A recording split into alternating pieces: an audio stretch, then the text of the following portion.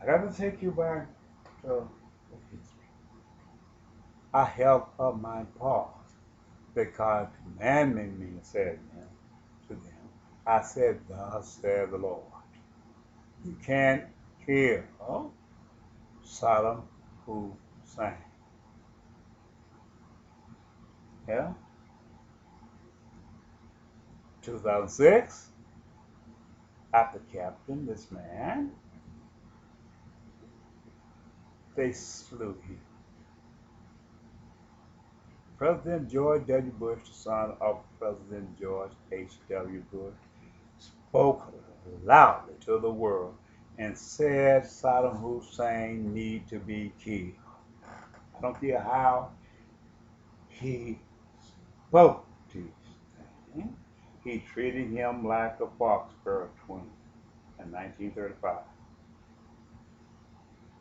because they was riding on the train where these fighting female caregiver workers, even though they found nothing concerning these boys raping this woman, they lied and said these people's raped these women. This became the same formality as they used the news media and calling these all people all kind of manner of names. They have not spoken one good word good towards these peoples, and they have not freed one from jail they took and they bound. But yet they went on and said this man was building weapons of mass destruction and to place them in danger harm way where they couldn't get out. They used Condoleezza Rice, a black female,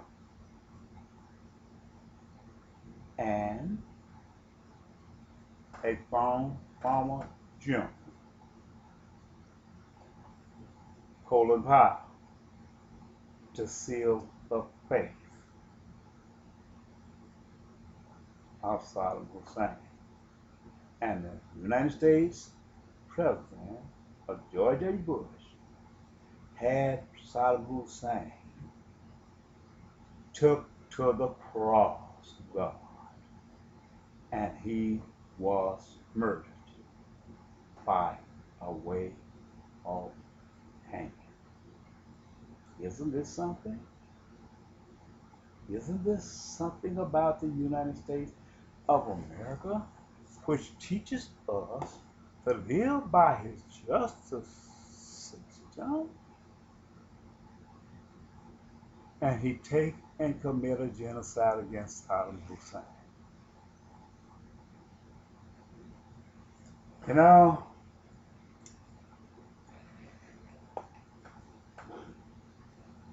I want to bring back to you the mindset of my ex-wife. She's always trying to lead me away from the will of God still.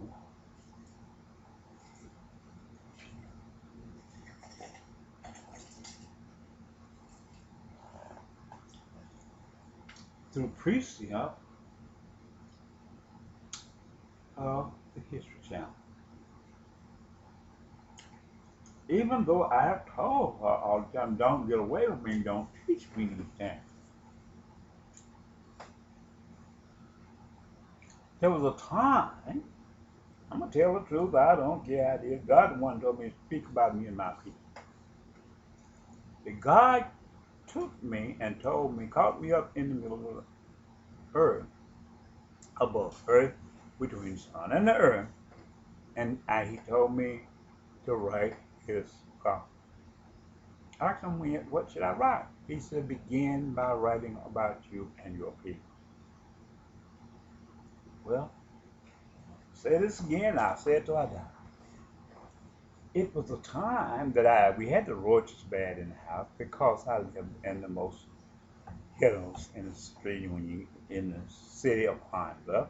And when you're raising a lot of children, you got an excess amount of food. They're gonna throw food everywhere.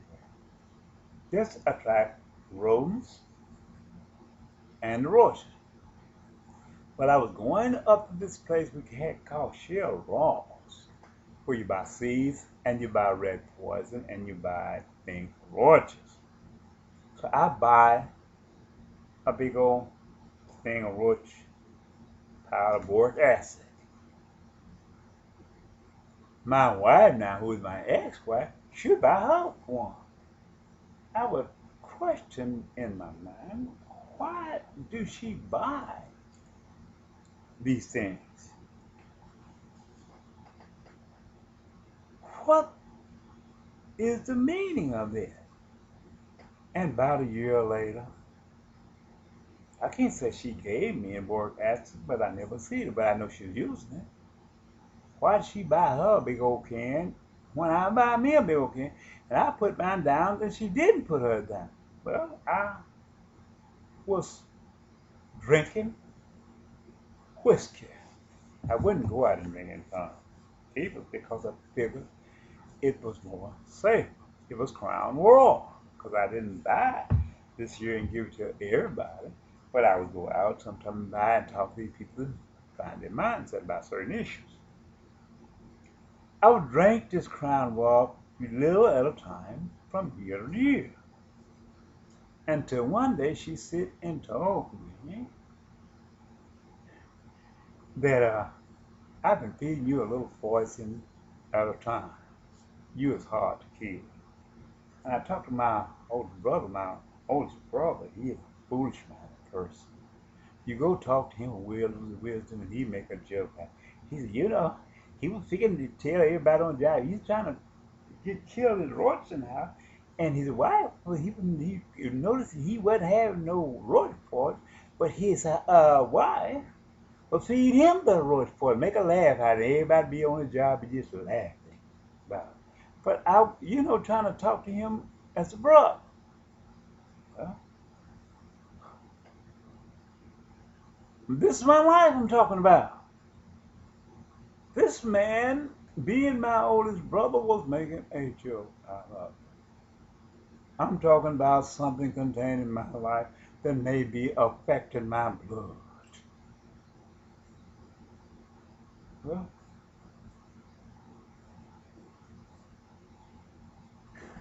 one day, I'll tell you later on, my wife was sitting up there talking about what these two men, that I got to have a spare tire. I said, why in the world are you doing this to me? Why are you saying these things to me? And I am trying to raise your children because of the hardship that I had when I was growing up. I don't want them to become as a vessel that I was. Well, I don't know how, first part or second part, and but she told me that I'm teaching you raising all these children, and you trying to fix, but I'm teaching them against you. I said, what make this woman's heart so heavy? And then one day, as I came in, she told me I took Jimmy Lee down. I know I'm in Jimmy Lee. I'm using all fictitious names. Jimmy down there, and she told me everything that she alleged she did. That man was a friend of mine, but you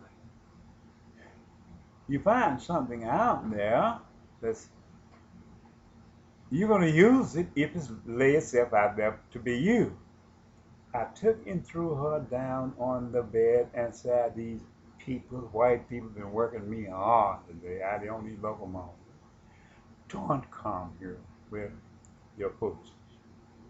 But as she went in, the room and slept, and I slept in my room by myself. I was tired because they had worked me hard on break shifts on the commodity. And as God woke me up from a dream, and I went in the room, I met her. She had the gun, and she shot me in order to kill me. I took the gun and shot her back. At the end of the day, I prayed for God as we both went throughout if He's going to choose one of us to die, let it be me. and he spared the both of us.